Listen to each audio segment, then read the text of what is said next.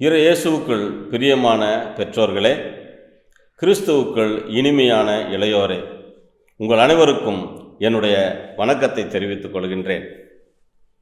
ஆதரவற்றவர்களின் தந்தையும் இளைஞர்களின் வழிகாட்டியுமான தூய தொன்போஸ்கோ இளையோருக்கு கற்றுத்தந்தது என்ன?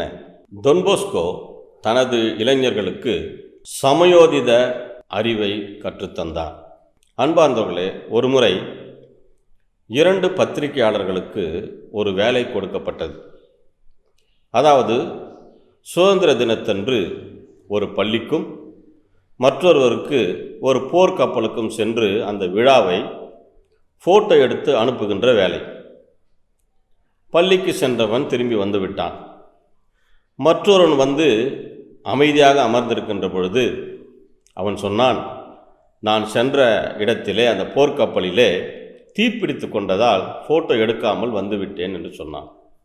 உடனே மற்றொருவன் ஓடி சென்று, இதுதான் இருக்கின்ற செய்தியிலேயே முக்கியமான செய்தி என்று சொல்லி போர்க்கப்பல் தீப்பிடித்து எரிந்ததை ஃபோட்டோ எடுத்து பெரிய புகழை பெற்றான்.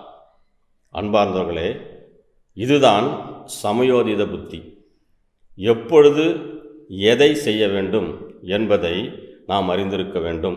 தொன்போஸ்கோ தன்னுடைய வாழ்க்கையிலே இயேசு சொன்னதைப் போல, நீங்கள் புறாக்களைப் போல கபடற்றவர்களாகவும் பாம்புகளைப் போல முன்மதி உடையவர்களாகவும் இருங்கள் என்று சொன்னதை பின்பற்றினார்.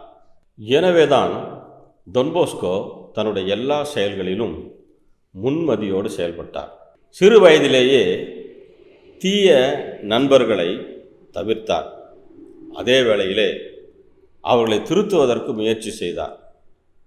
பல நேரங்களிலே அவருக்கு விளையாடும் பொழுது அடிபட்டால் கூட அவருடைய அன்னை, ஏன் அங்கு செல்கிறாய், அடிபடுகிறதே என்று சொன்னபோது, அம்மா, நான் அவர்களோடு இருக்கின்ற பொழுது அவர்கள் கெட்ட வார்த்தைகளை பேசுவதில்லை என்று அவர்களோடு இருந்து அவர்களை திருத்துவதற்கு முயற்சி செய்தார். அவர்களை ஜெபிப்பதற்கும் திருப்பலிக்கு கொண்டு செல்லவும் முயற்சிகள் செய்தார். அந்த காலத்திலே குருக்களை பற்றி சில அவதூறான கருத்துக்கள் பரப்பப்பட்டன.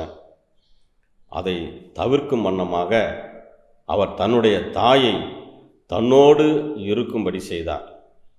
எல்லா காரியத்திலும் அவர் தன்னுடைய ஆன்மீக குருவை, அவருடைய வழிகாட்டுதலை நாடினார். அன்பார்ந்தவர்களே, நாமும் எதை செய்தாலும் நம்முடைய சமயோதித அறிவை பயன்படுத்துவோம்.